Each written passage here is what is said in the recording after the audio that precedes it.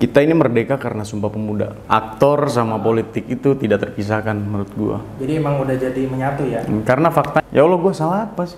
Gua salahin semua keadaan gua gitu loh. Artinya gua udah dibunuh ini. Iya. Dan gua hidup lagi. Gua selalu ambil motor. Gua pacu kecepatan tinggi di jalan sepi ya.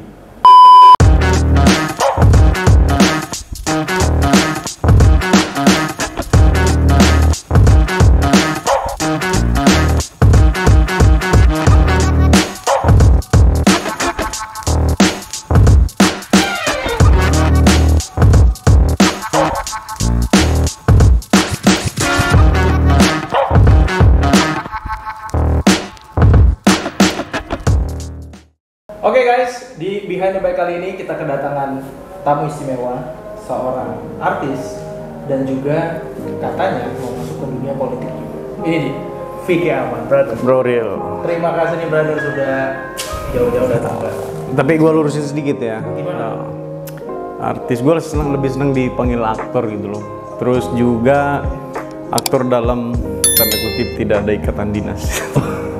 Emang bedanya apa? Beda gini. Aktor? Ya gini. Dunia peran itu, dunia seni itu ada yang terikat kontrak. Nah, itu kalau kita bisa bilang tuh ikatan dinas gitu loh. Namanya eksklusif. Okay. Kalau gua nggak eksklusif, jadi bisa kemana aja. Makanya kadang gua jadi penyanyi, kadang jadi montir gitu. Jadi nggak terikat gitu kan. Makanya jadi aktor tuh. Iya. Jadi asal muasal gue itu dari dua benih yang unggul. Berat ya? Jadi gue lahir di Pariaman, Sumatera Barat. Terus ya SD di sini, di ujung aspal di sini, di apa? Kelas 4 di ujung aspal. SD juga pernah di kampung. Kelas 4 di sini, ya begitu sampai kuliah deket sini kan, di Unkris. Ambil Fakultas Hukum. Tapi awal mulanya memang tinggalnya di Padang gitu ya? Ya masa kecil sempet ada di Pariaman, Sumatera Barat juga. Terus di sini di ujung aspal. Terus, nah SMP baru masuk pesantren di Banten 6 tahun. Nah, menimba ilmu sampai tuntas 6 tahun. Tapi gue rasa belum tuntas-tuntas gitu, makanya gue ambil lagi kuliah hukum. Jadi gini, kalau di pesantren itu hukum agama, kalau di kuliah hukum negara yang kita pelajarin. Nah, sekarang udah mau masuk ke dunia hukum. Hukum ya. Nah, itu gimana tuh? Kok bisa? Dunia hukum apa dunia politik nih? Enggak soal. Jadi gini, kenapa gue ambil belajar hukum gitu ya? Jadi yang pertama, kita kan lihat belakangan ini banyak ketimpang siuran masalah hukum ya. Makanya hukum itu kan bentuknya berkembang, dan gue senang sesuatu yang berkembang dan menantang. Nah, awal mulanya itu 2017 pengen belajar hukum, gimana caranya? Nah, kalau di agama kita kan bilang kalau belajar itu nggak pakai guru takutnya menyesatkan. Akhirnya karena gue tertarik di dunia hukum, gue ambil tuh yang namanya kuliah di Fakultas Hukum supaya tidak tersesat. Nah, alhamdulillah juga sekarang lanjut S2. Kemarin S1 cum laude gitu. Alhamdulillah. Karena gini, menurut gue menuntut ilmu itu adalah suatu tanggung jawab karena bentuknya ibadah. Jadi gue harus tuntaskan itu walaupun cobaan banyak yang namanya bertubi-tubi datang. Jadi kalau kita bisa berbuat baik untuk lingkungan kecil, kalau di politik itu kan bentuknya kebijakan, jadi lebih banyak manfaatnya untuk orang luas, masyarakat luas. Makanya gini, apa sih yang menggerakkan gue supaya gue itu terjun di dunia politik dan mempelajari hukum? Ini dua hal ini yang wajib kalau menurut gue untuk dipegang teguh. Karena gini, kita berpolitik tanpa ada ilmu hukum itu bisa jadi menyesatkan atau enggak kita banyak keliru gitu loh. Makanya gue belajar hukum dulu baru berpolitik. Berpolitik itu bukan untuk menguntungkan diri sendiri, enggak gitu. Karena gue ingat satu hal yang memacu gue dan memicu gue sampai detik ini, kita ini merdeka karena Sumpah Pemuda. Jadi kalau pemudanya nggak belajar, mau jadi apa kita? Wah, Vicky Alman ini adalah seorang aktor.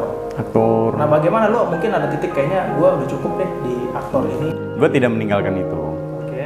Karena bagaimanapun itu hobi. Hobi. Kalau ini kan bentuknya tanggung jawab. Jadi hobi gue nih kebetulan ada dua. Yang pertama itu sebenarnya hobinya motoran. Yang kedua, iya makanya gue lagi lirik-lirik motor di sini nih, di Rus Moto nih.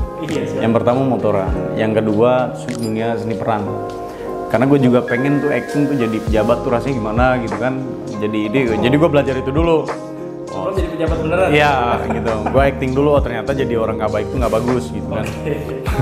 Akhirnya gue pengen ya yang realnya udah deh, yang realnya yang satu di reels moto, yang kedua di real kehidupan yang baik-baik gitu. Masuk lagi Pak Eko. Karena gini, kita itu kan orang meninggal ini kan yang ditinggalkan kan banyak cara ya. Kalau gue lebih kepada ingin anak cucu gue nanti itu yang gue maksud panjang umur, bisa mengenang gue, apa yang dikenang. Apakah gue ini jadi sosok yang memberikan perubahan untuk bangsa? Apakah gue ini sosok yang meninggal ya udah gitu aja gitu loh. Cuman yang gue pengen itu nama gue akan selalu dikenang atas kebaikan-kebaikan yang gue lakukan. Jadi kan itu mindset yang sekarang udah terbentuk di lu kan luar biasa. Jadi gitu. aktor sama politik itu tidak terpisahkan menurut gue. Jadi emang udah jadi menyatu ya. Karena faktanya Oke. banyak politikus yang Jadi aktor juga sih. jadi aktor. Banyak politikus yang bekerja sama aktor, dengan bahasa lain itu influencer gitu. Kalau gue punya dua-duanya kenapa enggak kan gitu. Terus juga banyak juga aktor yang berpolitikus gitu loh, selama itu juga jadi manfaat dan punya ilmunya. Contohnya kan Deddy Yusuf atau Primus Yustisio gitu kan. Banyak hal lah kayak Deddy Mizwar gitu kan, yang dia juga ingin berbuat baik untuk masyarakat luas. Ya yang pasti yang namanya hidup itu kan berjalan terus, banyak hal-hal pahit yang kita alami, banyak musibah, banyak pelajaran hidup, sehingga menyadarkan kita apa sih yang lu cari. Yang gue pengen kan jadi manfaat, karena itu jadi amal jariah kan. Apa yang gue tinggalin buat orang, kalau harta bisa habis, kalau ilmu kan enggak. Oke, pertanyaan gue nih Ki, apa sih hal pahit yang paling pahit di dalam hidupnya seorang budayawan? Hal pahit, menurut gue nggak ada orang besar atau orang menjadi besar itu sebelum merasakan yang namanya fitnah. Gini dulu gue bisa ngucapin ke teman-teman gue, sabar ya bro, namanya hidup lagi diuji gitu, sabar. Ternyata gue mengalami itu Ketika lo difitnah itu. difitnah. Jadi gini, bahkan Imam Bukhari, orang yang hidupnya mengabdi kepada Tuhannya dan ingin hidup bermanfaat bagi umat manusia, dia difitnah. Sampai Imam Bukhari bisa berdoa, ya Allah cabut nyawaku. Itu karena efek fitnah. Jadi segitu dalamnya Ya, jadi impactnya. lalu orang-orang besar, Nabi Muhammad pun difitnah, dibilang penyihir, dibilang orang gila, dibilang penyair. Lalu semua lah, bahkan kemarin Presiden Jokowi juga difitnah PKI. Oke. Bahkan banyak hal gitu loh. Jadi menurut gua fitnah itu adalah cobaan di mana titik tertinggi kita untuk menyerahkan diri kepada Allah. Pesan gua buat temen-temen dan ke diri gua sendiri, berbaik sangka sama Allah itu harus. Karena gua yakin gua nggak akan sekuat ini kalau gua nggak mengalami musibah-musibah sebelumnya. Pernah nggak lo nggak terima sama Allah itu? Gue pernah protes. Apa yang lo lakukan Bang? Gue protes, kenapa gue yang ngalamin? Ya Allah, gue salah apa sih?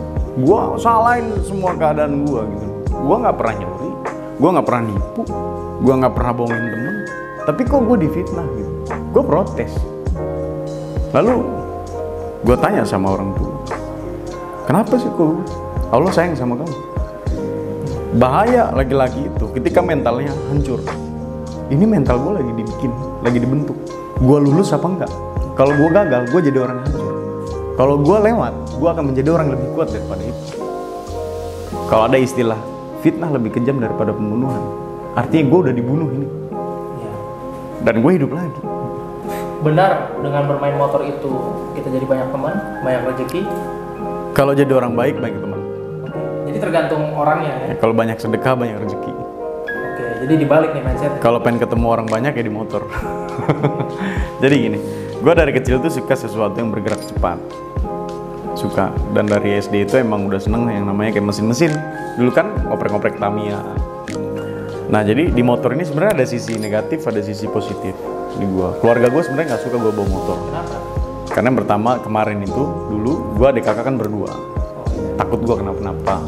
Apalagi sekarang kan abang gue udah nggak ada. Berduka. Iya, thank you. Abang gue udah nggak ada, gue tinggal sendiri. Cuman gini, gue terserah lu mau pandang gue salah atau apa, gue nggak. Yang pasti gue tidak melanggar kode-kode etik masyarakat umum ya. Gue itu ketika gue lagi suntuk, gue selalu ambil motor, gue pacu kecepatan tinggi di jalan sepi. Itu merupakan satu ketenangan gitu. Orang banyak yang bilang aneh lu, orang banyak bilang itu kan berbahaya. Ada yang lebih aneh lagi kalau menurut gue. Ada kawan gue, dia lagi suntuk, dia pergi ke sungai, dia mancing, yang didapat ikan yang kecil-kecil, bahkan di pasar tuh banyak. Yang gue tanya, kenapa lu mancing dari pagi sampai pagi lagi? Gue bilang gitu. Itu ketenangan dia. Gue tenang di sini. Jadi macam-macam cara orang mencari tenang. Apa sih planning lo ke depan tuh, Ki? Nantinya yang akan Vicky Alman lakukan, fokus di entertain kah? Atau lo sekarang juga kan udah pengen fokus di dunia politik atau gimana, Ki? Kalau misalkan jalan hidup gue ternyata, gue gini, apapun itu, selama gue bisa mengabdi sama masyarakat, gue cuman ingin memperjuangkan yang utama ya, dua hal ini. Negara itu menjamin kesehatan, menjamin pendidikan, supaya apa? Orang hidup, dia fokus kepada kebahagiaan keluarganya. Sekarang ini kasus, orang cari duit, untuk apa? Biar nanti biaya berobat sakitnya ada, atau enggak sekolahin anak-anaknya. Kalau negara bisa jamin dua ini, orang tinggal cari kebahagiaan untuk keluarganya. Karena kesehatan dan pendidikan sudah disupport. Iya, ini kan perintah konstitusi dua-duanya. Yang menurut gua kayak abu-abu ya. Lu kalau nggak bayar BPJS di cover gak? Kalau harus bayar tuh namanya bukan dijamin, yang menjamin diri lu, karena lu yang bayar. Kalau gua nggak bayar nggak dijamin berarti. Lu nggak bayar SPP, lu bisa sekolah? Enggak kan? Arti kan dua perintah konstitusi utama. Kok kelewat? Malah pajak apa segala macam gitu. Dan itu yang masih mungkin miss ya? Ini yang pengen gua perjuangin gitu loh. Apapun caranya. Karena ketika dua ini sudah dipegang, dijamin, gua rasa tingkat kriminal juga akan turun.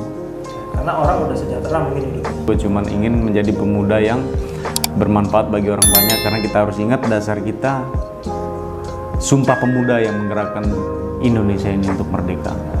Lahir Sumpah Pemuda, Indonesia bergerak. Semoga ini pemuda-pemuda Indonesia bisa memiliki rasa nasionalisme dan patriotisme. Bangkit, lakukan sesuatu, jangan diem aja. Oke, terakhir tuh, pesan-kesan untuk anak muda Indonesia harusnya bagaimana? Di era digital sekarang ini yang serba instan, mungkin ada yang mau disampaikan. Yang gue lihat di ini gue pribadi pesan untuk teman-teman yang masih muda dan juga junior-junior kita terutama, setiap ini kan masalah sosmed ya. Ini yang gue lihat di sosmed, banyak orang belajar joget tapi lupa belajar gimana caranya mengisi IQ, tinggiin IQ, lupa yang namanya belajar tentang hidup. Udah deh, nggak usah joget-joget lagi, cuman banyak belajar, banyak melakukan sesuatu yang kira-kira bisa bermanfaat bagi orang banyak. Kalau nggak bisa melakukan itu, seenggaknya bermanfaat bagi keluarganya sendiri atau lingkungannya. Itu dia. Jadi, ayo kita belajar lagi. Jangan malas untuk mengambil pendidikan, karena di situ sumbernya ilmu. Banyak bergaul dan banyak berbaik sangka sama Allah, supaya menjadikan kita juga lebih tenang dan jalan kita, kalau bahasa orang Jawa, legowo. Behind the Bike Coach by Vicky Alman. Thank you brother untuk sharingnya hari ini. Thank you, banyak jiwa nasionalis dan patriotisme dari seorang Vicky Alman. Luar biasa. Sampai ketemu lagi di Behind the Bike selanjutnya, and see you guys. Thank you man.